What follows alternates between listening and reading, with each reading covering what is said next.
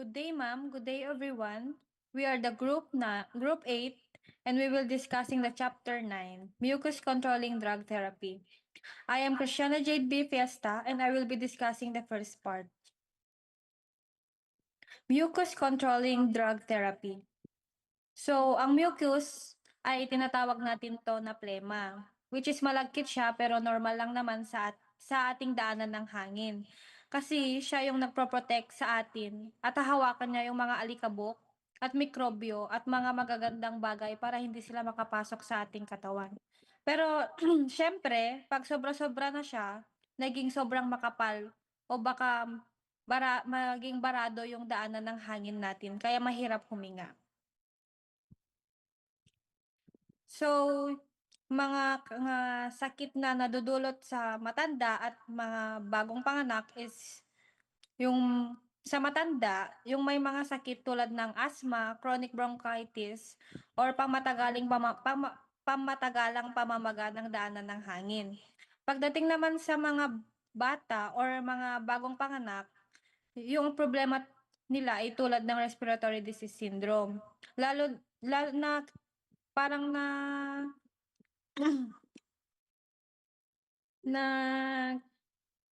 ano na yun, parang, parang lalo na sa mga premature na sanggol, yung mga kulang sa buwan. So, physiology of mucus production. So, paano nga ba nabubuo ang plema? Letter A, hindi lang basta-basta lumalabas. May mga parte po sa ating daanan ng hangin na gumagawa niya. Like surface epithelial cells. Ito yung mga selula na nakaline sa daan ng hangin. Nagdaragdag sila ng tubig para hindi masyado tuyo yung plema. Goblet cell. Ito naman is mga maliit na selula na parang maliit na baso ng alak o kaya tinatawag siya na goblet. Sila po yung mga direktang gumagawa ng plema. At sa mucosal gland, mga mas malalaking glandula na nasa ilalim ng pader na daanan ng hangin. Gumagawa sila ng makapal na likido para sa plema. Halimbawa, pag may sipon ka, tumatrabaho ng sobra yung mga goblet cells parang gumagawa ng mas maraming plema para matrap niya yung mga virus na nagdudulot ng sipon. Kaya tayo nagkakaroon ng runny nose o nararamdaman natin may plema tayo sa dibdib.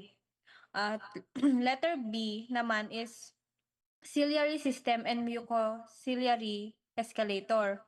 Kung paano naman po nalalabas ang plema, which is may mga parang maliliit na buhok po sa loob ng daanan ng hangin na tinatawag na cilia. Gumagalaw sila ng parang alon para po iangat at ilabas yung plema palabas ng baga. Parang escalator na naghahatid ng plema patas hanggang sa maubo na natin siya. For example, dito sa letter B. Pag tayo naninigarilyo, maaring masira itong mga silya. Kaya po hindi maalis ng maayos yung plema, kaya tayo madalas nagkakasakit sa baga. Letter C is structure and composition of mucus. So dito, ano yung parang laman ng plema? Hindi lang siya parang bacteria, may mga importante pong bagay sa loob niya, like mucins. Ito yung mga protina na nagdudulot ng stickiness o pagiging malagkit na plema. Tubig at electrolytes. Ito naman yung mga nagpapanatili ng basa at pagiging flexible ng plema. Example, pag sobrang tuyo ang hangin tulad ng sa loob ng aircon o sa tag-init, bumababa yung mga dami ng tubig sa plema kaya siya yung nagiging makapal at mahirap nating maubo. Letter D. Epithelial ion transport. At dito naman is parang ano yung mga katangian ng plema. May mga katangian siya na nakakaapekto sa kung paano siya gumalaw. Like viscosity. Dito naman is ito yung gaano siya katigas o kaluwagan. Para yung pulot o mataas ang viscosity kasi makapal siya. Yung tubig naman ay mababa dahil manipis siya. Sa elasticity naman, ito yung kung gaano siya kayang parang ka-sticky, gano'n parang gaano siya ka-flexible. Sa sa cohesivity, adhesivity naman is ito yung kung gaano siya kadaling dumikit. Parang yun nga, parang gaano siya ka-sticky. Like for example, yung makapal na plema sa cystic fibrosis ay mahirap maalis ito. Pero yung matipis na plema kapag mild lang na sipon ay madali itong parang madaling ilabas, gano'n. Yun ang physical properties of mucus. So pagdating naman sa letter F, mucus abnormalities in disease, sabi niya dito is parang kung ano yung mga problema sa plema kapag may sakit tayo. So sa cystic fibrosis is parang dito sobrang makapal na plema. Sa chronic bronchitis naman is parang sobrang plema na nabubuo. At sa asthma or hika ay naiipon ang plema dahil sa pamamaga ng daanan ng hangin. Sa neonatal naman is yung mga premature na sanggol. Like kulang siya ng surfactant, which is ito yung madulas na bagay na napapanatili bukas yung mga maliit na sac sa baga. Kaya naapektuhan din yung mga balanse ng plema at yung tensyon na daanan ng hangin. For example, isang premature na sanggol na may RDS. Nahirapan siyang panatilian bukas yung mga air sac ng baga kaya maaari siyang magkaroon ng makapal na plema dahil sa ganap na binuo ng mga baga niya. And dito naman tayo sa mucoactive medications, which is ano yung mga gamot na magagamit. Itong gamot na ito ay itong mga gamot na ito ay tumutulong na ayusin ng plema or pwede nilang paluwagin, bawasan ang dami o tulungan itong lumabas ng mas madali. So, ang una is mucolitis. So, sabi niya dito, break down thick mucus to take it thinner. So, itong gamot na 'to ay nagbabasak ng mga fibers na makapal na plema para maging manipis siya. For example is acetylcysteine. Ito na acetylcysteine is ginagamit ito para sa mga pasyenteng may makapal na plema dahil sa chronic bronchitis. And number two is expectorants. Dito naman is sabi niya, help bring mucus up from the lungs so you can cough it out. So dito naman tumutulong silang ilabas yung plema mula sa baga para mailabas. For example is guaifenesin, which is makikita dito na maraming gamot na mabibili kahit walang reseta, over the counter. Ito yung gamot na parang kahit hindi mo na kailangan ng reseta, pwede mo siyang mabili. Number three is mucokinetics, which is ito ay tumutulong silang ilipat ang plema palabas. Pwede nilang pagandahin o paggana ng silya o gawing mas epektibo ang ubo natin, which is parang pinapaluwag nila ang baga natin para mas makahinga tayo. Tapos number 4 is mucoregulators. Dito naman is binabawasan niya ang dami ng plema na ginagawa ng katawan natin. Parang pine-prevent niya na maka-create tayo ng plema. Halimbawa nito is ilang uri ng inhaled steroids na binabawasan ang paggawa ng plema sa mga may mga asthma. And integration of NICU case neonatal RDS. So dito naman is parang bakit parang yung information nito dito is kung bakit nahirapan ang mga premature na sanggol na parang huminga, like ano ang mga papel ng mga parang surfactants, gano'n. Tapos bakit kailangan nating maging maingat at paano gumawa ng desisyon ang mga doktor sa parang ano na 'yun, pag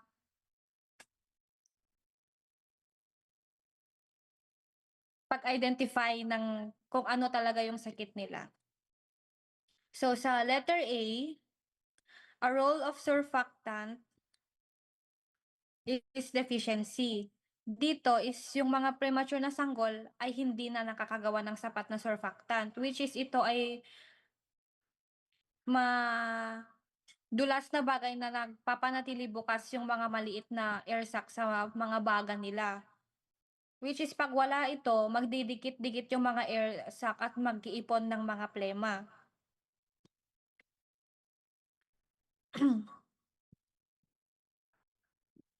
So sa letter B, airway surface tension regulation. So dito naman is yung surfactant na tumutulong na kontrolin yung tension sa ibabaw ng daanan ng hangin natin is kaya nakakaapekto ito sa kung gaano kadaling gumalaw ang plema at kung gaano gumagana yung mga air sac ng mga baby. Sa letter C, ethical consideration. Dito naman is paano parang i-identify kung ano yung gaano ka-sticky or gaano gaano kalala yung parang plema nila. Or eto, yung parang kung dito ma-identify kung ano yung ida-diagnose nila na sakit sa baby. Like dito sabi niya, decision about treating premature infants must be balanced benefits of therapy with risks and involve parents in care plans. Which is kapag nagdedesisyon tungkol sa paggamot ng premature na sanggol is kailangan na maging balanse. Kasi puwede itong maging panganib which is siyempre 'pag baby, eh, sobrang ingat natin sa kanila kasi siyempre baby pa sila, mahina pa sila. So, laging parang kasama natin yung mga magulang nila na magplano kung ano ba talaga, kung anong gagawin sa baby, gano'n. Dahil sila yung parang pinaka magde-decide, gano'n. At letter D naman is sensitivity to premature infants. So, sabi niya dito, their lungs and bodies are very delicate. So, treatment must be and carefully closed and monitored to avoid harm. Kaya kailangan natin maging maingat sa pagbibigay ng mga doses ng gamot at kailangang laging binabantayan ng mga nurses at doctors para hindi sila mahirapan at ma-monitor kung ano yung kalagayan nila. For example is isang premature na sanggol na may RDS. Maaaring mabigyan ng surfactant replacement therapy para buksan yung mga air sac ng baga nila. Pero kasama rin dito yung mahinaong sanction para maalis yung mga plema nila. Lahat ito ay parang dapat bantayan para siguradong ligtas ang mga babies.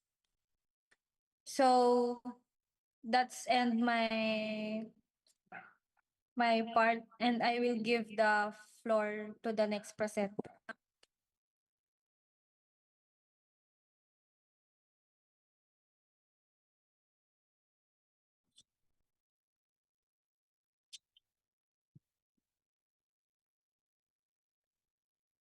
Okay, so good day, ma'am. My name is Frankfurt Caesar El Pasqua, and I will be presenting the next subtopic, which is the mucolytics and expectorants.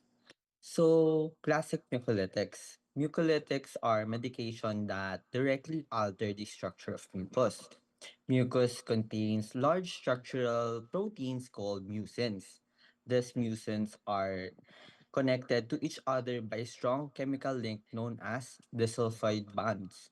So, mucolytics' job is to sever or break these disulfide bonds so that the internal network of the mucus weakens. As a result, the mucus becomes less viscous or less thick and easier to clear.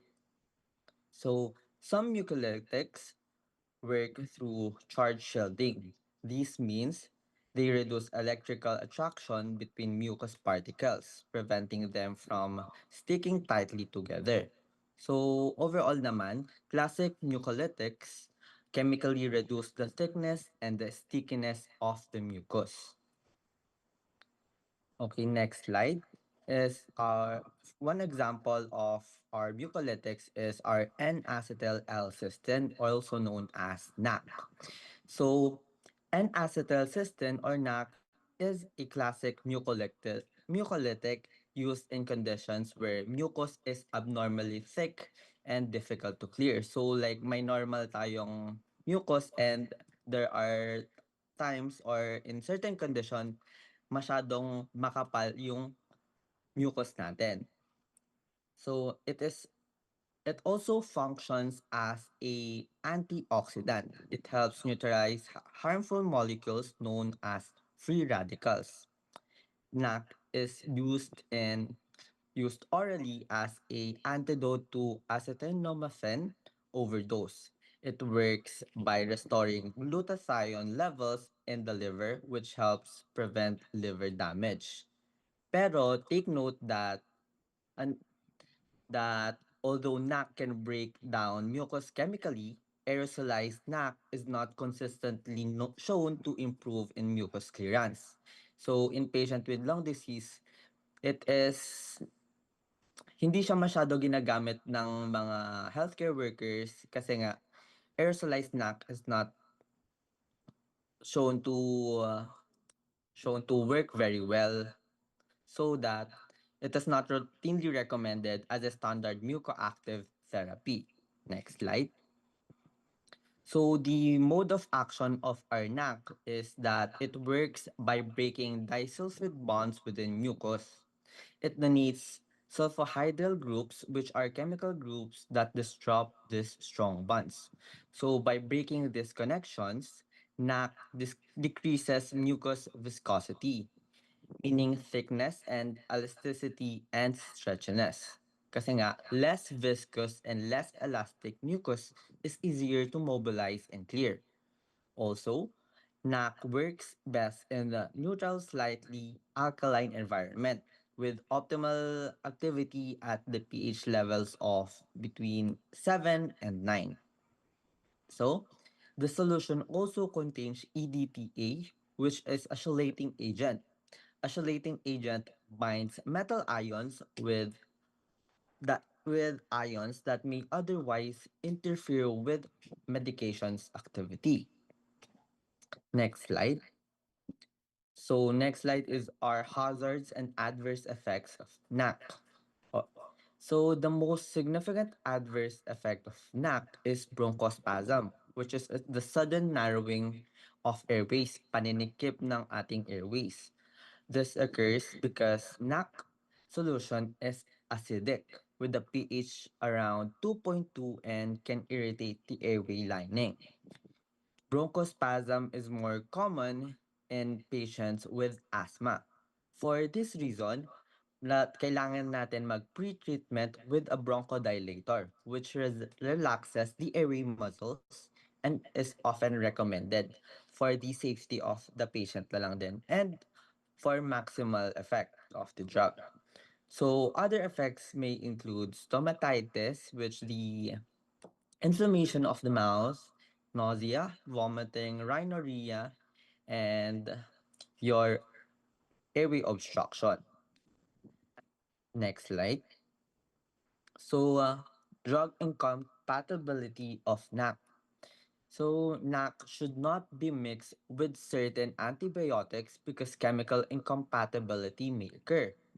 Incompatibility means the drug may react with each other, leading to precipitation, which is the formation of particles because of the mixtures and the that reduces the effectiveness of the drug.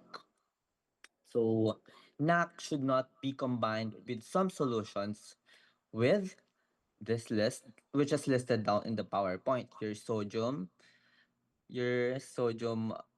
oxacillin, and your ofoteresin B, your tetracyclines, amygdalicides, and your erythromycin and lactobionate. So next slide, your next is your Dornase alpha. Dornase alpha is a peptide mucolytic primarily used in cystic fibrosis.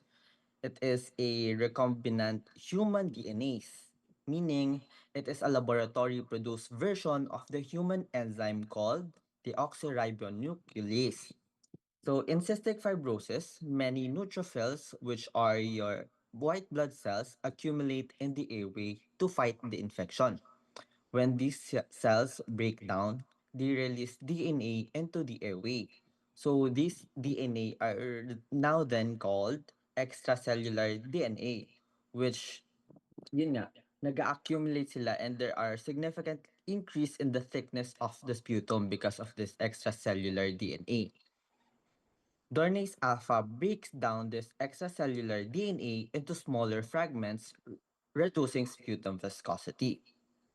So its effect or the effects of Dornase alpha then, which we discussed earlier, is that by degrading the extracellular DNA, Dornase alpha produces reduces sputum viscosity, meaning the mucus becomes thinner.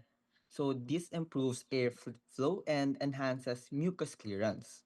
So in patients experience improved lung function, fewer respiratory infections, and reduced hospitalization. Note that it is one of the most effective mucoactive therapies in cystic fibrosis. Next slide.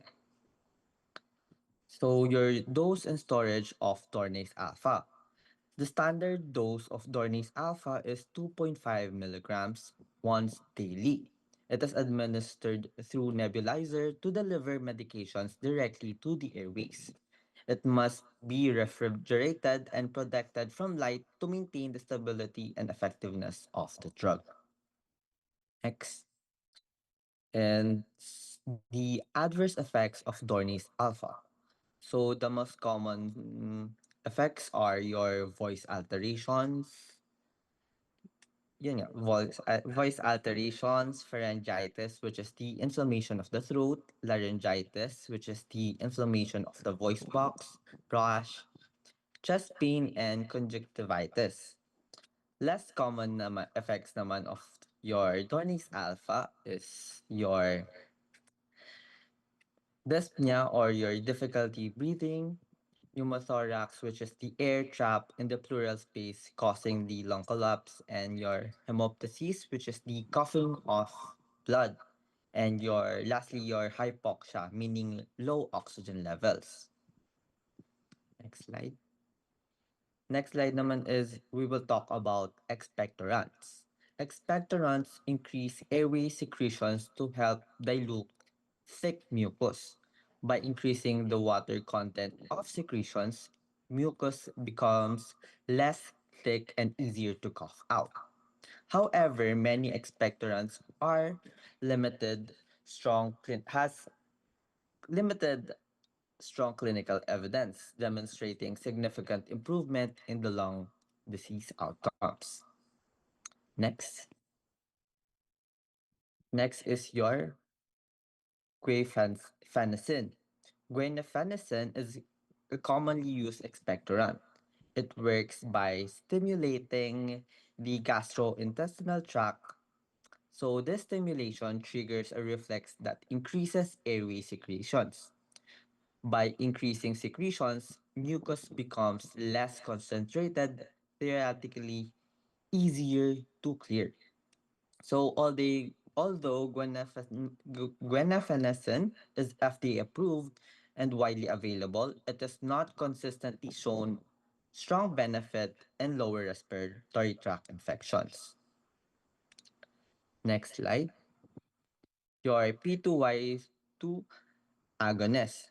So this stimulates the chloride secretion of airway cells. They increase intracellular calcium, which means calcium levels inside the cell rise. The rise in calcium activities chloride channels, allowing chloride ions to move into the airway surface. So when chloride secretions increases, mucociliary clearance improves. Mucociliary clearance is the normal defense mechanism of the lungs, where mucus is transported out of the airways by the coordinated beating of cilia, which are small hair-like structures lining the respiratory tract. So, an example of P2Y2 agonist is your denufosol. It is an example of P2Y2 agonist. It has been shown to improve mucociliary clearance and produce small improvement in FEV1, which is the amount of air that a person forcefully exhale in 1 second. Next slide.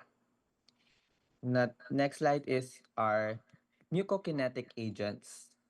Mucokinetic agents improve the movement of mucus rather than chemically breaking it down. They increase expiratory airflow, meaning they enhance the flow of air leaving the lungs during exhalation. Stronger airflow helps push mucus upwards towards the throat. They also reduce sputum adhesiveness and tenacity. Adhesiveness refers to how strongly the mucus stick to the airway walls, while tenacity refers to how thick and resistant it is to movement. So, by reducing these properties, like your adhesiveness and tenacity, coughing becomes more effective in clearing the secretions. Next slide. Bronchodilators naman. Bronchodilators relax the smooth muscles surrounding the airways, causing the airway to widen. They increase ciliary beat frequency, meaning they make the cilia move faster. Faster ciliary movement helps transport mucus upward. They also increase expiratory airflow, allowing more air to move out of the lungs and help push mucus towards the upper airway. However, there's a limitation. In some patients, especially those with weak or damaged airways, airway relaxation can lead to dynamic airway collapse, meaning the airway may partially collapse during exhalation. So, bronchodilators may increase mucus secretions in some cases. Next, Next up is our surface active phospholipids. It is mainly referred to as a surfactant, naturally occurring substance in the lungs. Surfactant helps prevent airway dehydration, meaning it keeps the airway surface moist. A moist surface allows mucus to move easily. It allows efficient ciliary coupling. This means that the cilia can effectively interact with the mucus layer to transport it upward. During inflammation, surfactant can be degraded or broken down by enzymes. When surfactant is reduced, mucus becomes more likely to stick to the epithelium, which is the lining in the airways. When mucus sticks to the airways walls, it becomes harder to clear. So next slide. Next slide is our mucoregulatory medications. So mucoregulatory medication decrease mucus hypersecretions, which means they reduce excessive mucus production. Corticosteroids reduce inflammation in the airway, since inflammation stimulates mucus producing cells. Reducing inflammation also reduces our mucus production. Anticholinergic blocks M3 cholinergic receptors. These receptors normally signal mucus glands to produce secretions. So by blocking them, mucus production decreases also. So macrolide antibiotics not only act against bacteria but they have immunomodulatory effects, meaning they can modify the immune response and reduce chronic airway inflammation. Next slide. So, other mucoactive agents are CR, antiproteases. In cystic fibrosis, there is a increased activity of neutrophils proteases. Proteases are enzymes released by white blood cells that break down proteins. One important protease is your elastase. Elastase can damage the airway epithelium, which is the protective lining of our airways. Damage this lining contributes to increased mucus production and airway dysfunction. Antiproteases such as alpha-1 antitrypsin suppresses elastase activity. By inhibiting elastase, they help reduce further airway damage. Next slide. Next slide is hyperosmolar saline. Hyperosmolar saline is a concentrated salt solution because it has a higher salt concentration than normal body fluids.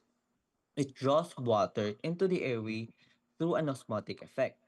Osmosis is the movement of water towards an area of higher solute concentration. When water is drawn into the airway, mucus becomes more hydrated and less thick. This improves mucociliary transport, which is the movement of our mucus out of the airway by ciliary action. In cystic fibrosis, hyperosmolar saline improves FEV1. However, it may cause coughing or bronchospasm, which is the tightening of our airway muscles. Next slide is our gene therapy. Gene therapy aims to deliver a normal CFTR gene into the airway cells. So, what is the CFTR? The CFTR gene controls the chloride transport across the wall in the cell membrane. When chloride transport is normal, mucus becomes thick and dehydrated. So the goal of gene therapy is to restore the normal chloride transport by introducing the functional CFTR gene. Vectors are delivery system used to carry gene into cells. These include viruses such as adenovirus, adeno-associated virus or AAV, and lentivirus, as well as non-viral carriers like liposomes. However, challenges may include immune response against vectors, insertional mutagenesis, which refers to unintended changes in the DNA, and difficulty maintaining a long-term gene expression. So that's for my part in this presentation. I will give the floor to the next presenter.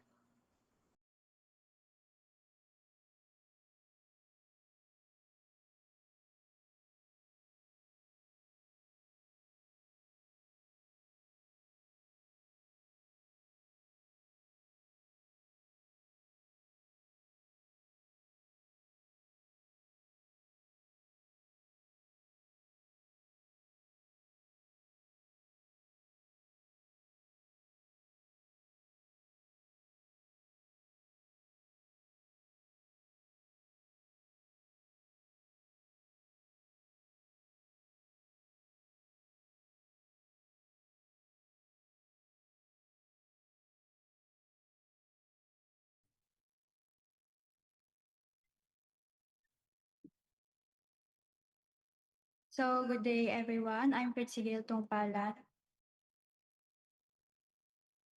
So, using mucoactive therapy with physiotherapy and airway clearance devices. Airway clearance therapy, or known as ACT, is recommended for patients with chronic secretion retention. So, the idea here is hindi sapat na gamot lang.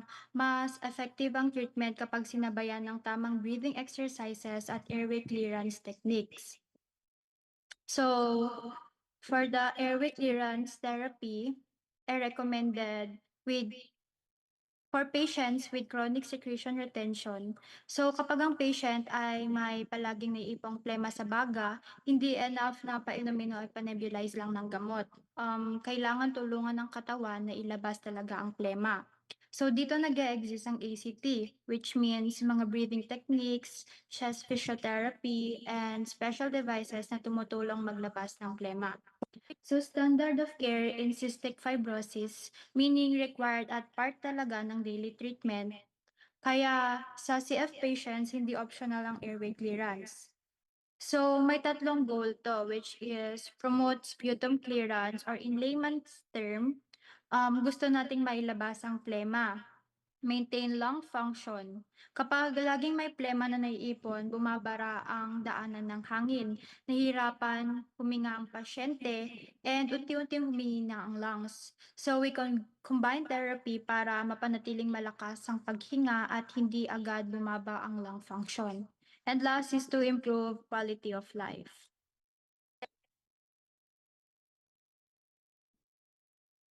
So the role of mucoactive therapy in airway clearance. So, ang mucoactive drugs ay binabago niya ang structure ng plema. Hindi nila basta pinapadami or pinapabawas ang plema. Binabago nila ang physical and chemical properties nito para mas madali itong gumalaw.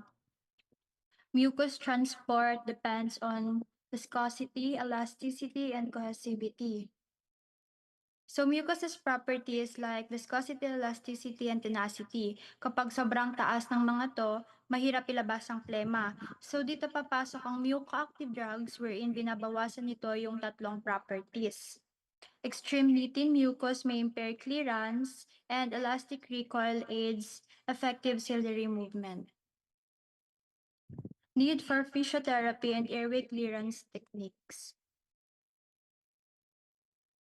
Loosened mucus must be physically mobilized, which means kapag pinapalambot na ng mucoactive drug ang plema, hindi pa rin siya kusa lumalabas. So, kailangan pa rin siyang igalaw physically.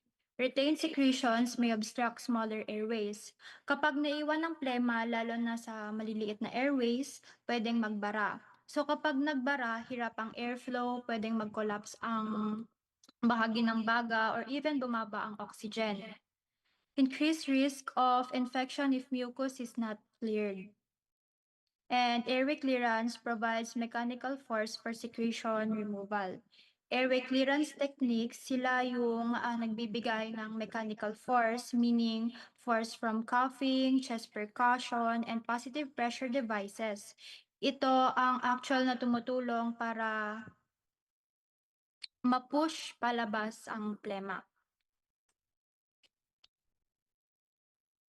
Mechanism of secretion clearance, cephalad airway bias. So this slide talks about how mucus moves up to the airways, which is called cephalad airflow bias. So basically, mucus moves depende sa direksyon at bilis ng hangin sa loob ng ating lungs. Kapag nag-exhale tayo, yung mga airways natin nagiging narrow. So yung hangin na dumadaan dito, lumalakas ang flow. So itong increased airflow naman ngayon creates shearing forces, yung parang hinaplos nung hangin yung mucus na nakadikit sa walls ng airways, kaya na-detach siya. So as a result, yung mucus ay nagmo-move upward papunta sa throat, which is now ready for clearance. Importance of cough in airway clearance. So, why coughing is important sa airway clearance? So, basically, kapag may airway disease ang cough, ang primary way para maklear yung mucus. So, paano nga ba ito gumagana? Kapag nag-cough tayo, mabilis yung hangin na lumalabas, high expiratory airflow. So dahil mabilis ang airflow, nagkakaroon ng turbulence at kinetic energy. Parang whirlwind na nagtutulak sa mucus. So as a result, yung mucus ay napupunta sa central airways which is ready ilabas sa pamamagitan ng expectoration o pag-ubo. Directed cough and forced expiratory technique, cough. So here it's all about improving how we clear mucus using special techniques. First, directed cough enhances effectiveness of ACT.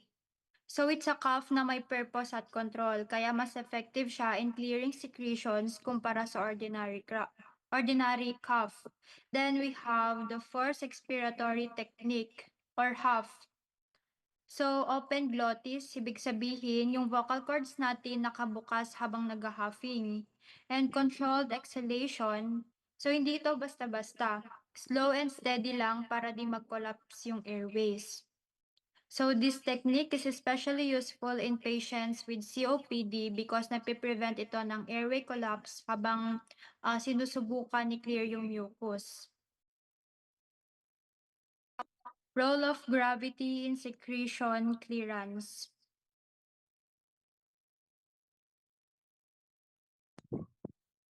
Gravity is not a primary mechanism of mucus transport. Normal mucus resists gravitational flow. Postural drainage provides no added benefit in ineffective cough and may increase risk in patients with GERD or muscle weakness.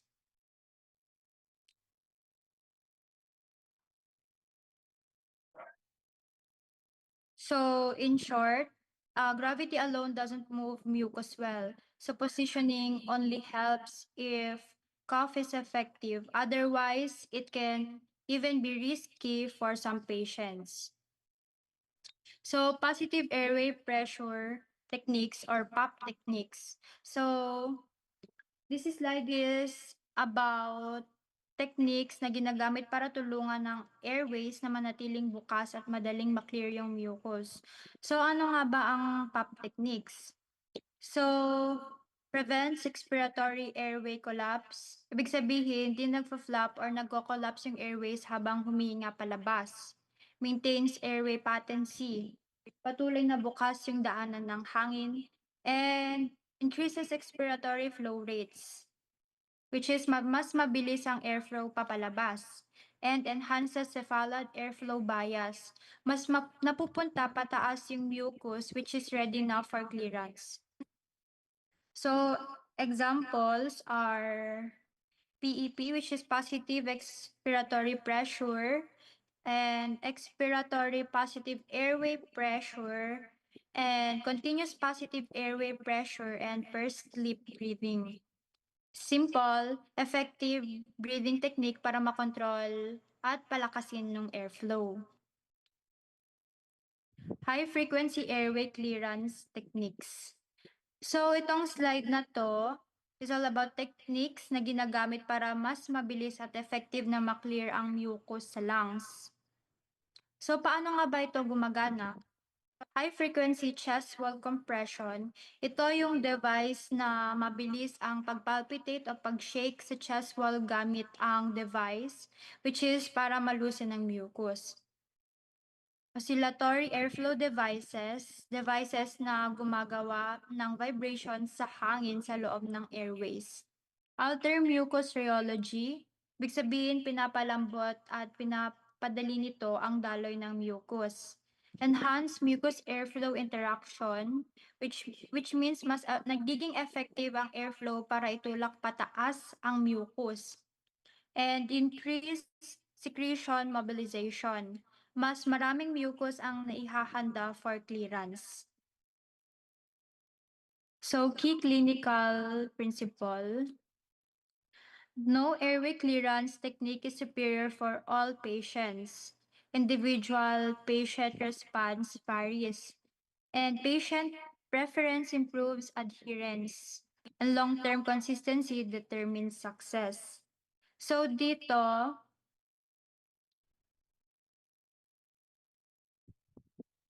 ito.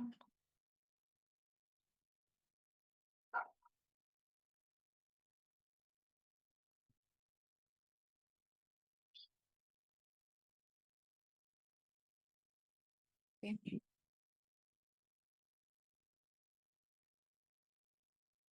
So dito, no technique works for everyone. Patient response and preference matter, and long-term consistency is what really makes it effective.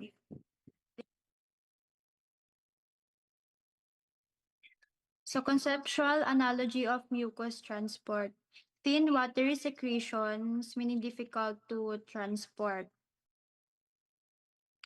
So dito, mahirap i-move o i-clear kasi slippery siya. Highly cohesive secretions, easier to expel. Dito, mas madali expel kasi mas solid at mas nagtutulungan ang mucus molecules. So, ang analogy dito is, imagine yung solid pea versus pea soup sa pea shooter. Kapag yung pea soup or yung thin mucus, parang mahirap itulak. Pero kapag solid pea or yung cohesive mucus, mas madali siyang itulak palabas.